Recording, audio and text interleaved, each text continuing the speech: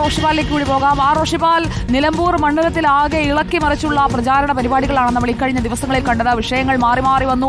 ജമാഅത്തെ ഇസ്ലാമിയുമായുള്ള UDF-ന്റെ കൂട്ടുകെട്ട്, അല്ലെങ്കിൽ UDF ആ വോട്ടുകൾ തേടിയത്, ആ വോട്ടുകൾ അവർ നൽകാമെന്ന് പറഞ്ഞത്, അതൊക്കെ ഈ അവസാന ദിവസം വരുമ്പോഴും രമേശ് ചെന്നിത്തല അടക്കമുള്ള നേതാക്കൾ അതിനുള്ള മറുപടി കൊടുത്തുകൊണ്ടിരിക്കുന്നതാണ് നമ്മൾ കാണുന്നത്.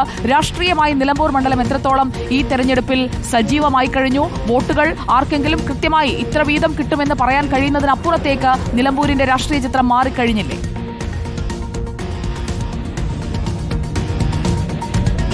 സുജയപാർവതി, നിലമ്പൂരിലെ പോരാട്ടം ചൂടുപിടിച്ചതോടെ ഫലം പ്രവചനാതീതമായി. നേരത്തെ ഇങ്ങനെ ആയിരുന്നില്ല, ഒരു ആവേശമുണ്ടായിരുന്നില്ല നിലമ്പൂരിലെ പ്രചാരണത്തിന്. ഇന്നലെ PV അൻവർ റോഡ് ഷോ നടത്തിയതോടെ അത് UDF-ന്റെയും LDF-നെയും ഒരുപോലെ ആശങ്കപ്പെടുന്നു എന്നത് യാഥാർത്ഥ്യമാണ്. കാരണം വലിയ ജനക്കൂട്ടം ആ യാത്രയുടെ അവസാന ഘട്ടത്തിൽ എടക്കരയിലും വഴിക്കടവിലും സമാപന സമയത്തൊക്കെ ഉണ്ടായിരുന്നു.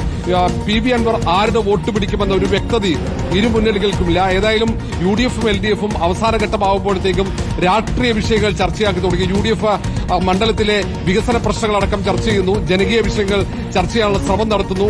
തുടക്കത്തിലൊക്കെ ജമാഅത്ത് ഇസ്ലാമി പിന്തുണ സജീവ ചർച്ചയായി ആരോപണ പ്രത്യാരോപണങ്ങൾ ഉയരുന്ന ഒരു സാഹചര്യമുണ്ടായിരുന്നു.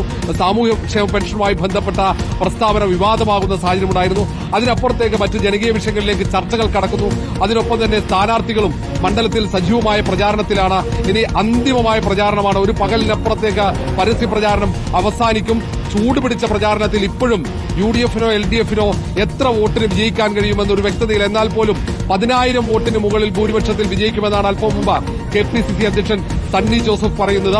ഓരോ മണ്ഡലത്തിലും ചുമതലയുള്ള MLA-മാരും MP-മാരടക്കം രണ്ട് മുന്നണികളുടെയും അടിത്തട്ടിൽ ഗൃഹസന്ദർശനം ഉൾപ്പെടെ നടത്തിക്കൊണ്ട് തങ്ങളുടെ പ്രചാരണ വിഷയങ്ങൾ ജനങ്ങളിലേക്ക് എത്തിക്കാനുള്ള അവസാനവട്ട ശ്രമം നടത്തുന്നുണ്ട്. അങ്ങനെയുള്ള മണിക്കൂറുകളാണ് നിലമ്പൂരിൽ കടന്നുപോകുന്നത്. ഏറ്റവും ചൂടേറിയ പ്രചാരണമാണ് ഇനിയുള്ള മണിക്കൂറുകളിൽ നിലമ്പൂരിൽ ഉണ്ടാവുക.